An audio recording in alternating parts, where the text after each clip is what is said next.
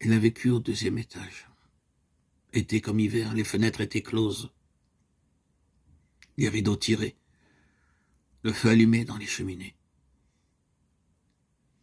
Dans la pénombre des salles en enfilade, j'étais saisi d'une terreur si grande que ma propre vie me paraissait menaçante. Elle était protégée de la réalité par des lampes qui, pareilles à une rampe de théâtre, bordaient son lit.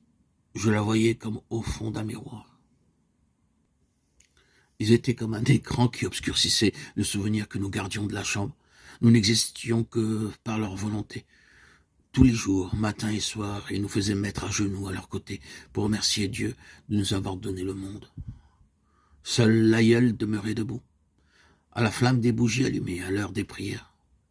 Nous apercevions sa maigre silhouette noire et la blancheur de son visage aux joues creuses.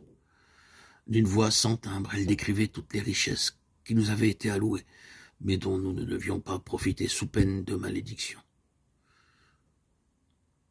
Durant les réponses, nous fixions sa bouche qui tremblait comme si elle avait peur. La maison était un tombeau où nous étions tous ensevelis et où l'aïeul, trop puissante pour céder à la mort, portait notre deuil et récitait interminablement des oraisons funèbres. Tout à coup, nous étions attirés dans l'ampleur soyeuse d'une jupe et sur nos fronts des doigts humides comme secrétant de l'eau bénite traçaient des croix.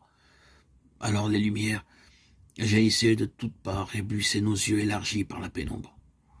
Autour de nous, les hommes et les femmes scintillaient comme des germes. On a mis entre ses mains un chapelet de buis. On a noué autour de son cou une mèche de ses cheveux. Elle sourit d'un sourire rêveur d'amante parvenue à l'absolue félicité.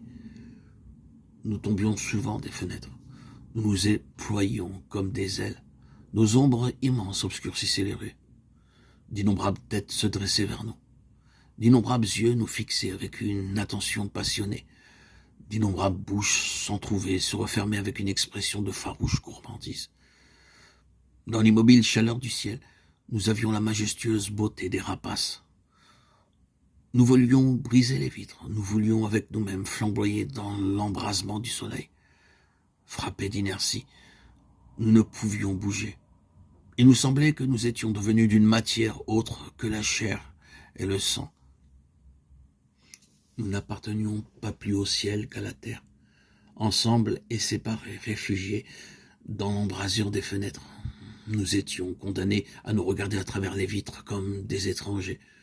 Cependant, nous nous sentions reliés à nous-mêmes par une fibre invisible, mais si forte que nous avions la certitude que brisés, démantelés, parvenus au stade de la décomposition, nous serions toujours vivants et connaîtrions encore la peur des premiers jours. Nous tentions de fuir dans l'espace. Nous étions devenus si lourds que notre descente vers la nuit s'accélérait. Nous avions l'impression de déchirer l'atmosphère. Au-dessus de nous, le bleu du ciel virait au noir. Nous voulions nous appeler à l'aide. Nous ne savions plus nos noms.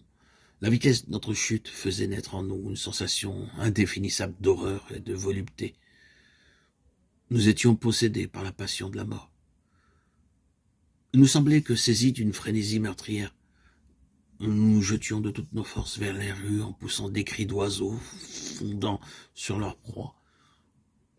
Sous le choc, nos corps éclataient. Il ne restait de notre vie qu'un marécage pourpre et une suffocante odeur qui se répandait de toutes parts et recouvrait la terre. Derrière les vitres, nous nous demandions comment nous pouvions nous survivre à nous-mêmes.